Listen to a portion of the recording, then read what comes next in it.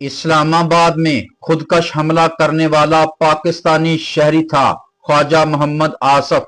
वजीर दिफा ख्वाजा आसफ ने कहा है कि इस्लामाबाद में खुदकश हमला करने वाला पाकिस्तानी शहरी था जो कुछ अर्सा कबल अफगानिस्तान चला गया था। निजी टीवी के प्रोग्राम में गुफ्तगू करते हुए ख्वाजा आसफ ने कहा कि खुदकश हमला आवर नौशहरा से इस्लामाबाद आया। हम खुदकश हमला आवर के रिश्तेदारों तक पहुंच गए हैं।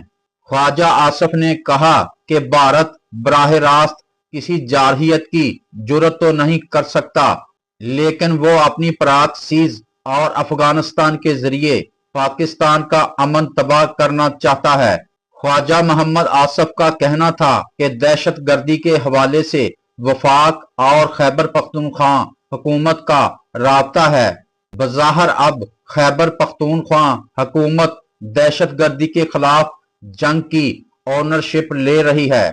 उन्होंने मजीद कहा कि खुदकश हमले से पाकिस्तान की तरक्की की राह में रुकावट डालने की कोशिश की गई।